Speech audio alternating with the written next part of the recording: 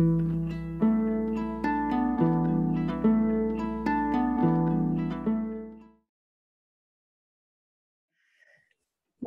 yogis, and welcome back to the Yoga and Self-Mastery Summit.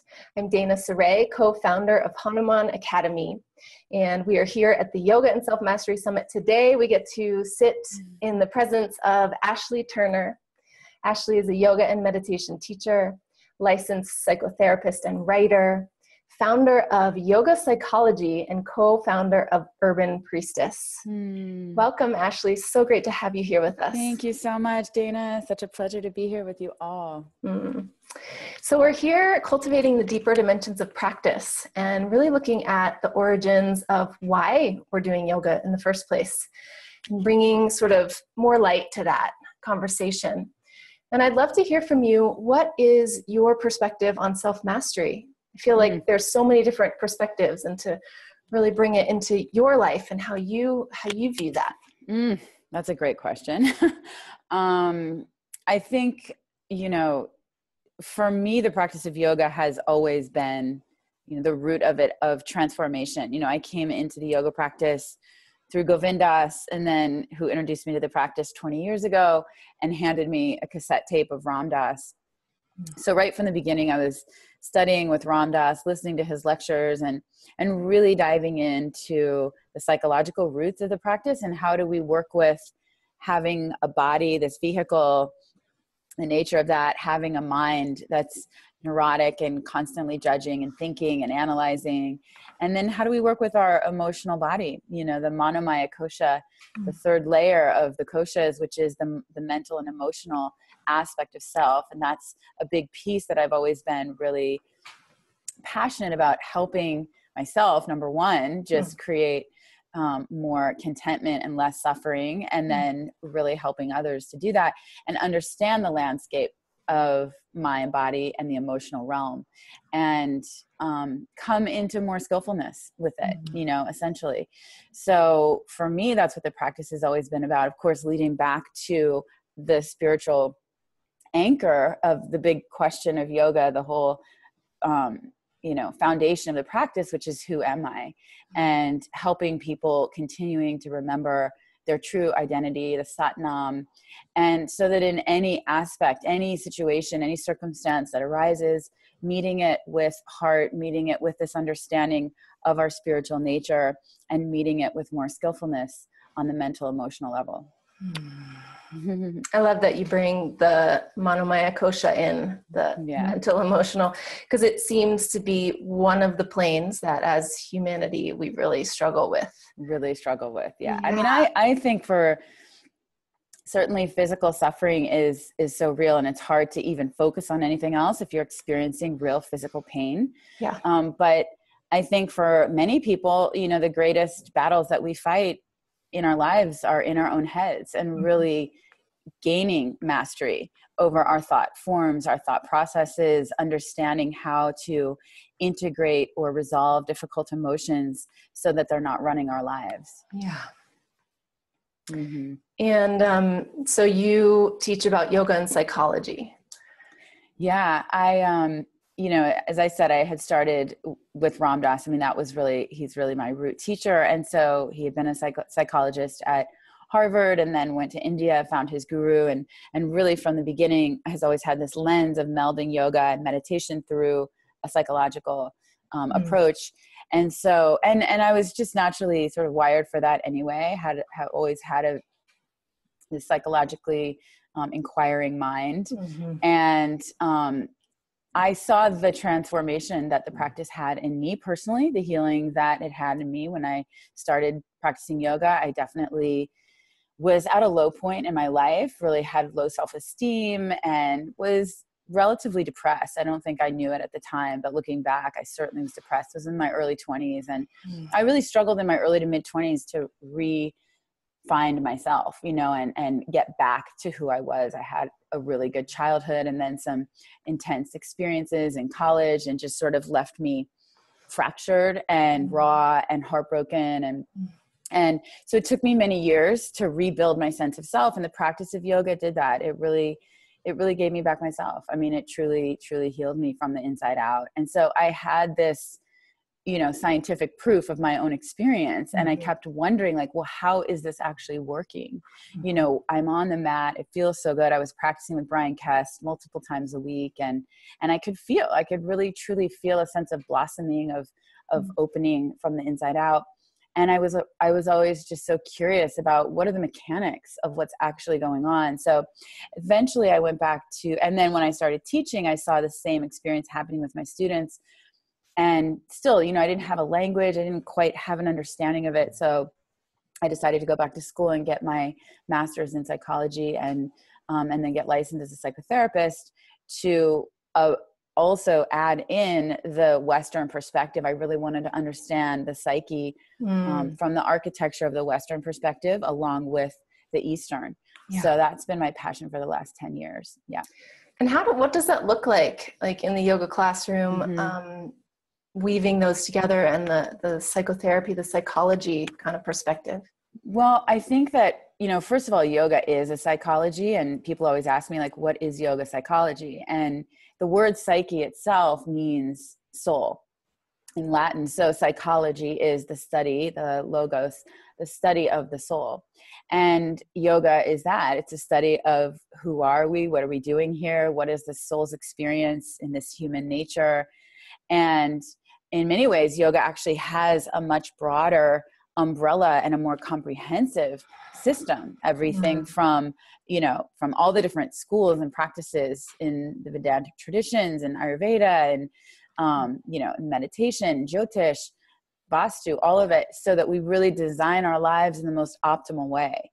And, my master's thesis was on the integration of yoga and psychology. And really the thesis was that they serve each other. There are some holes in each, and it's just like the yin and yang, the Shiva Shakti, they gift each other. Where I think, in yoga, the tradition, there's not a lot of concrete practical tools of how do we deal with, of course, the sutras and the yamas and the niyamas, if we really build our lives around that.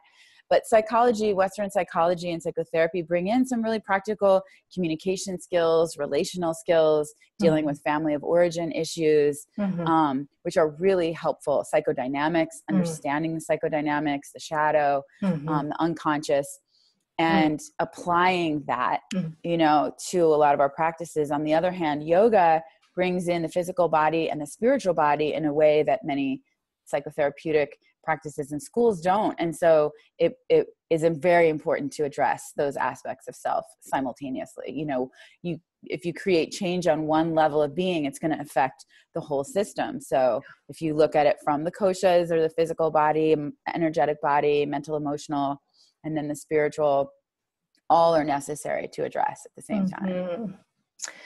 Yeah, I love what you were just saying about applying, that psychology kind of brings us into the communication realm and the relational realm. And sometimes in our yoga practice, we're by ourselves on our mat, in our meditation, it's really that self-work. And then, I know for me personally, when I come into a relationship with my 13-year-old son, for instance, wow, my buttons get triggered, or my partner, or, my friends. So I think that's really valuable to shed light on how important the relational world is, and like how does that show up? How do you use yoga and psychology and teach your students about that? It's so important. And that's exactly why, I'm so passionate about taking yoga in that way, quote unquote, off the mat. And I think that, again, a lot of our suffering, significant portion of our suffering and the wounds that we carry are in relationship to other people. And so those wounds are healed in relationship to other people. And I think one of the traps or maybe tendencies of spiritual bypassing is that we get on our mat or cushion, as you said, we're by ourselves, we're doing maybe this inner work or having aha moments, realizations, visions, whatever it is. And then you come into relationship with other people who maybe they're not doing yoga or meditation in the same way, the same, consistency that you are. And then what I hear a lot, and I think many people hear a lot, is, well, they're not as advanced, or they're not, on the same journey that I am, or they're not doing this kind of work. And, that's okay. They don't have to be doing that kind of work. It's really for us to keep opening the doors and finding ways to relate. So one of the biggest pieces that I bring in is shadow work. And shadow work is simply the shadow from the Jungian perspective. And the psychology that I studied was very Jungian. Carl Jung, the Swiss psychologist, and developed this concept of the shadow, which essentially, means our unconscious, any material attributes, personality traits, emotions that we haven't yet fully integrated, those parts of ourselves that we shun away, or maybe we repress even, that we kind of keep hidden in the corner, don't really want to look at, really taking the courage. And that's really the essence of the archetype of Vera, of the warrior or the hero or the warrioress, is to take courage and turn towards those darkened places, turn towards those places that actually hold so much Shakti. These are the places that are holding our power and holding our energy. And if we can unleash that and start to open up, whether it's unprocessed emotions or thought patterns and behaviors, belief systems that are holding us back, personality traits, like really taking them on, taking ownership and acknowledging. And that's the essence of Satya, of truth, is just being in the full truthfulness of who we are, the full spectrum of our humanity, all the different emotions that we have, all the different experiences that we've had. One of my great teachers, Mona Miller, who's a therapist here in Los Angeles, spiritual teacher, would say, having a balanced ego, and ego in yoga psychology is ahamkara. So having a sattvic ego, harmonious ego, is that we have nothing to prove and we have nothing to hide. And that's when we're really free, is when we're in a place where our partner comes to us and says, this is really fucked up. Why did you do this? Or I'm so upset, or and for us to be able to quickly take it in, receive that and own it and say, you know what, you're right. I take full responsibility. That's the Satya aspect of being in truthfulness. I take full responsibility, staying really humble, listening, being empathetic, feeling into where they are, attuning to what they're experiencing, and then, moving from there. So the shadow work is a big piece that I weave into my trainings and the yoga psychology training, and also our Urban Priestess. It's at the heart of our Urban Priestess training, which I do with Sienna Sherman. We're both very, very adamant about everyone doing their own shadow work. In other words, always turning inward first. It's always, we are the source of our lives. We're the source of change in our lives. And so we have to create that change internally for it to manifest externally. Yeah. We asked for some of our community to write in questions for this summit. And one person wrote in, it just really relates with what you're talking about. And I wanted to present this and see what your perspective is on her question. She was talking about how she's been doing yoga for a little while and she's been feeling a lot of progress in her own personal state of well-being. And she says, I still get frustrated, helpless, sad, angry when in the presence of my husband's bullying tactics. I struggle between the need to overcome my reaction and the desire to walk away. And I struggle with understanding the line between the two. With time, I learned to stay with my own emotions and watch them dissolve. But I've had no guidance with facing other people's emotions, especially when directed at me. It's a tricky one. It's so difficult. And, in saying this, taking our full responsibility and really owning what it is that's coming up, it doesn't mean that we have to stay in every relationship. It doesn't mean that we have to, in a masochistic way, keep living through things if they're really not healthy or they're not beneficial or it's come to fruition and it's time to move on. Right. The first thing that I would coach her on, counsel her on, is I would be curious as to what their communication style is. How do they relate? So that she can hopefully hold that role of the witness and be able to observe, okay, I'm getting totally triggered. I feel like he's bullying me. I feel like I'm getting pushed around. For her to do her own work, which it sounds like she's doing, of tracing it back and understanding what is the root of this. Where did I first feel bullied? Where else in my life have I felt pushed around? And maybe it goes back to childhood or something earlier in life.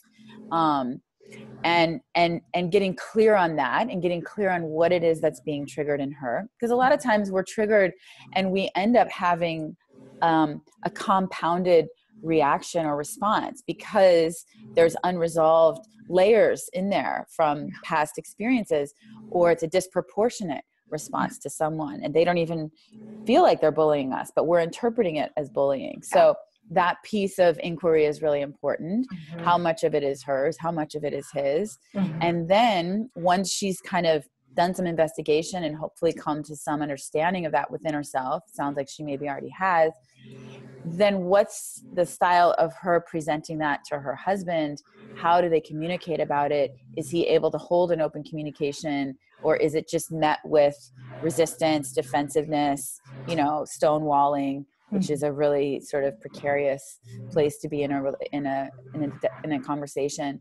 So, I certainly would advocate for them going to therapy. I am a huge advocate of psychotherapy. Obviously, I'm a therapist, but I think that it's really important that people, especially in relationships, are held in a neutral space where they can both be heard, they can both be seen, both of their dynamics can be explored in a neutral space. So one's not coming in right and the other's wrong, Right. And that's what a good therapist is going to do.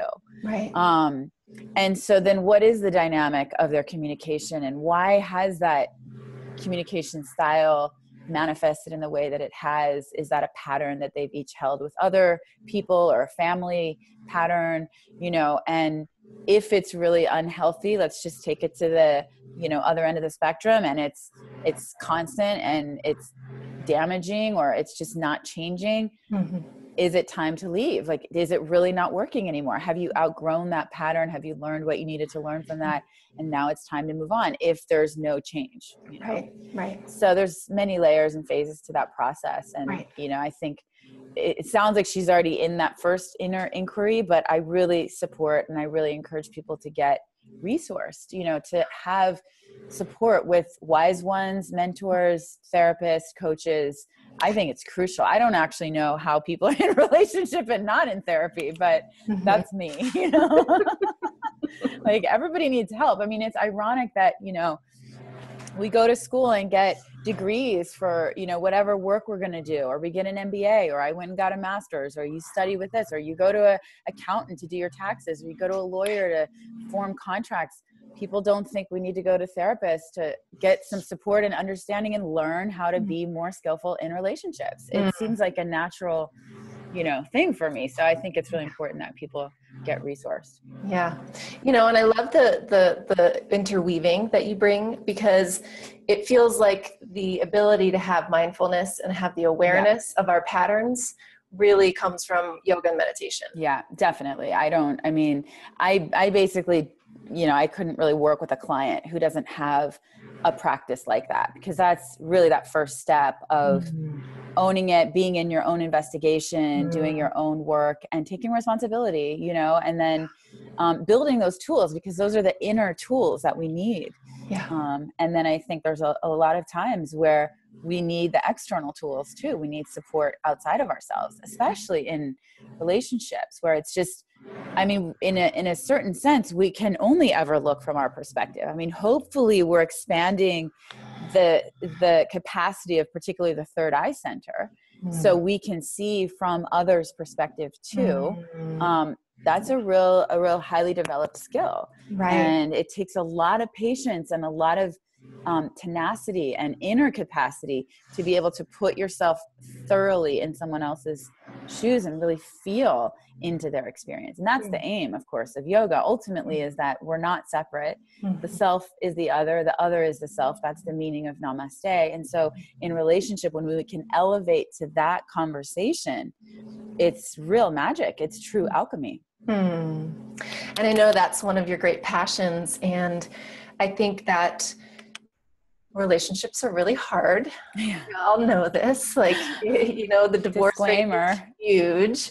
Right. And, there is a certain aspiration for incredible relationships and partnerships and conscious relationships and sacred sexuality. And would you speak to that and what can be achieved? Like, what is that level of relationship that is possible when we do this type of work? Beautiful. It is something I'm so passionate about. When I decided to go back and get my master's, one of the reasons that I wanted to study this was because I simply wanted to become, it was selfish, I wanted to become better at being in a relationship. And I wanted to know, what are the tools that I can use to be a better partner, to be a better wife, to be the best mother that I can in this lifetime. And I think that, I just want to normalize, as you just did, that, relationships are really challenging. I think for most of us, our romantic relationships may even be the area where we have the most dissatisfaction and challenge and struggle in our lives, because it's really difficult to be that intimate with someone, live with someone, days, weeks, years, decades, and grow with someone. There are two individuals, and then there is this third entity of the marriage. Let's just call it a marriage, whether you're married or not, but that holy third of the relationship. And to be in a conscious endeavor, to really look, and this is again coming straight out of Ram Dass, and he has the tape that I keep listening to, I've listened to for years. It's called On Relationships. It's his lecture called On Relationships. And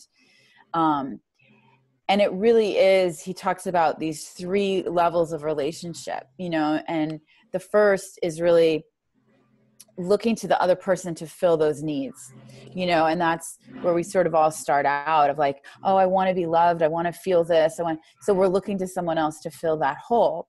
And then hopefully soon, we elevate to like, oh, okay, well, that's not very satisfying. And at some point, they're going to disappoint me. They're going to hurt me. And how do I still fill that hole and feel that empowerment and that source of love inside of me? I'm not looking to anything outside to fill that.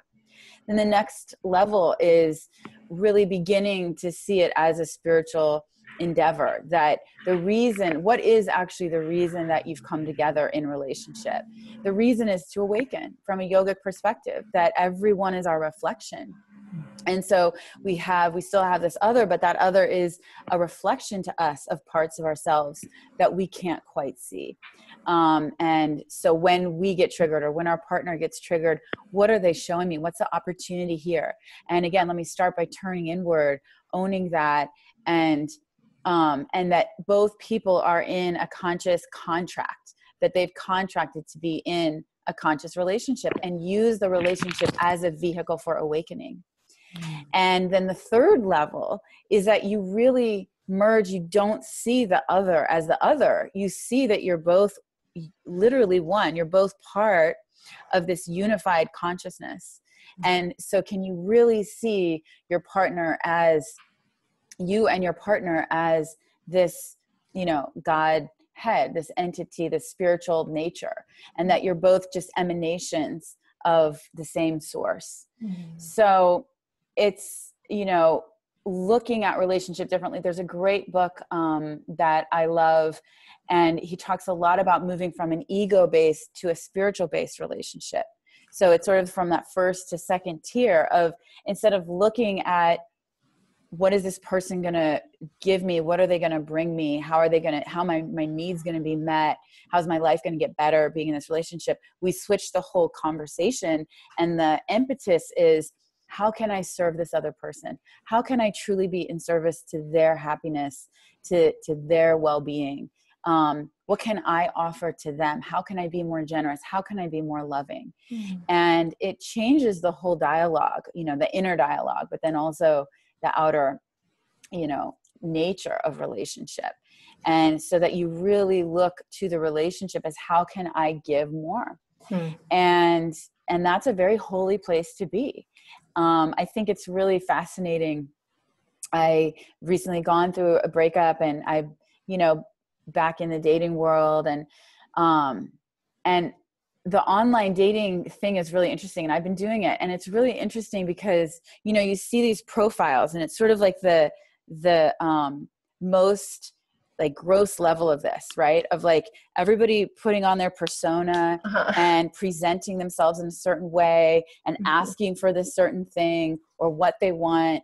And if you can really approach it, and the way I've looked at like creating a dating profile online is that it's a letter to the universe. And it's really a declaration. So I invite anyone out there that's, you know, in this dating world to really start from the place of where you want to go. Start by presenting yourself with this conscious, you know, declaration of what you're creating. And I was sort of really bold on my profile, like, this is what I'm about. I believe that relationship is a conscious contract to see these places that we don't see in our, like, actually writing that on my profile. And it weeds out a lot of people, which is really helpful. Right. And then the people that respond, it's like, okay, there's a resonance there, because I know that I only want to be with someone that's looking at relationship in this way.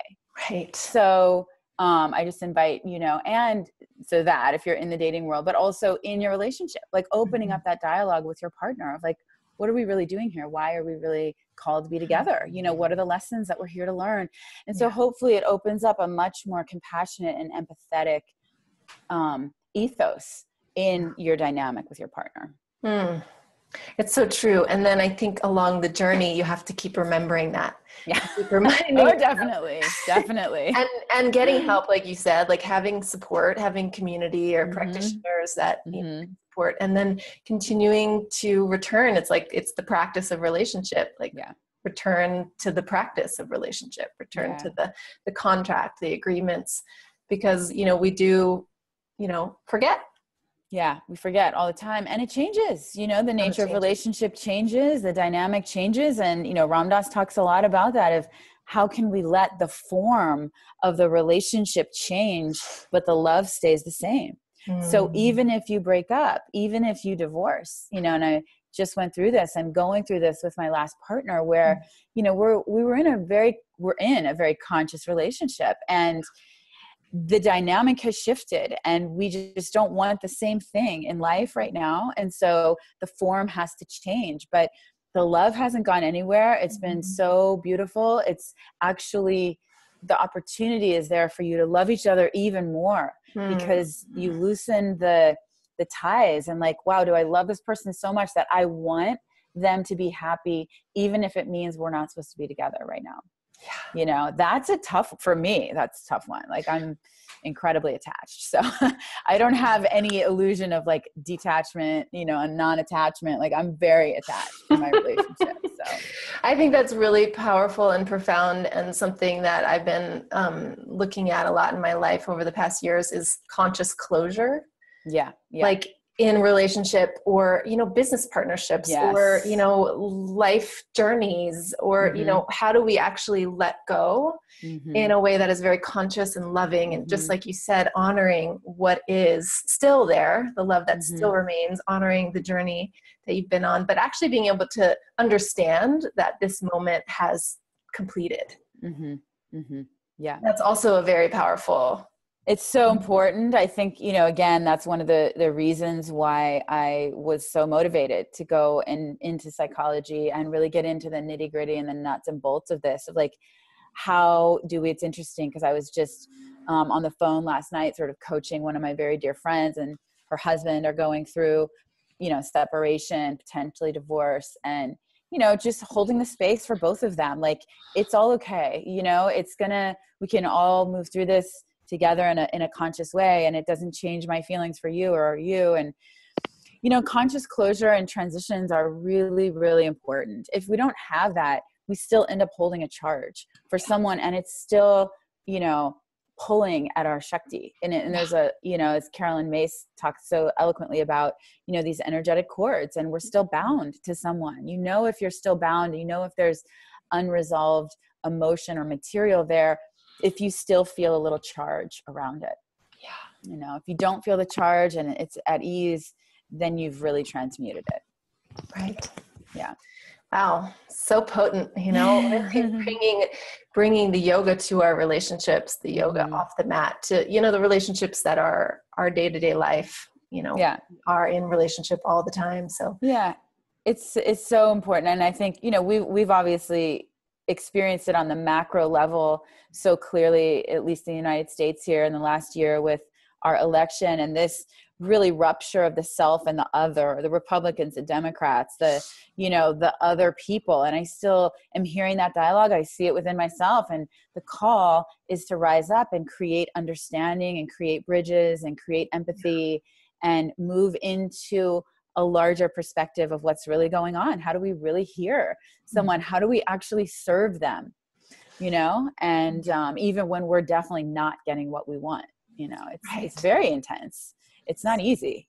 There's a simple component to it, but it is not easy. Yeah. And that feels like a huge component in the path to self-mastery. Yeah. Being able to absolutely hold each other in that perspective of oneness and compassion, no matter what is happening over there. Yeah, exactly. Beautiful, Ashley. Well, is there any final words, thoughts that you'd like to share with this community? Anything you'd really like people to grok, to understand? I love that word. Important. Me too. That's so funny because Ram Dass uses that word all the time, grok. I love that word. I think that there's really this, I have seen, with social media and with this expansion, particularly of yoga on social media, that, yoga can be a very dynamic, sexy, visually appealing practice. And then everything that's just, unfolded with the advent of social media, there can be this tendency to focus on the external practice or sort of this very visually appealing or the beauty. And I think it's really important that we as yogis and we as teachers take responsibility to continue to break through that beauty myth. And there's nothing wrong with beauty. Beauty heals. But when we're placing so much priority on the external, to really hold our students and hold ourselves accountable to continually model and pull through this, as you guys are doing so brilliantly, pull through this deeper essence of the practice and hold that at the heart of what it is that we're presenting to the world. Because it can be easy for, media companies or whatever, to just sweep in and manipulate the version of yoga that we're being sold. And we know that that's not the essence of it. So really holding ourselves to a higher standard. And in that, holding ourselves to, one of my favorite quotes, which is sort of the essence of what I would love people to grok, is from the Tao Te Ching. And it says, true perfection seems imperfect, yet it is perfectly itself. And this permission to be human, this permission to be in our shadow material, to be depressed, to have a bad day, to have gray hair, to age, to have a real, intense experience in our relationship or whatever it is that you're struggling with, permission to be there, to be human. And for us as a community to support each other through that and do that shadow work and present even more of that to the world instead of presenting the veneer of this sort of very shiny version of who we are. And I'm guilty of it too. I really try to call myself forward on that. So I just think as teachers and students, it's really important that we continue to come back to the heart of the practice and be really authentic in our presentation. So true perfection seems imperfect, yet it is perfectly itself. True straightness seems crooked. True art seems artless. And really letting the mystery, being in awe of the mystery, of the crookedness, of the imperfection, of the artlessness, but that is actually the beauty and the art and the magic in that grittiness. Wow. Thank you so much. Thank you, Ashley. Really appreciate you being here with us at the Yoga and Self-Mastery Summit. Thank you so much. I'm so honored. I really love everything that you and Yoshi and the Hanuman team are doing. And it's just, thank you for holding that light and raising the bar of this conversation, not watering it down. Thank you. Truly. Yeah. You're welcome. Namaste. Thank you all. Namaste. Thank you all for your attention, for watching.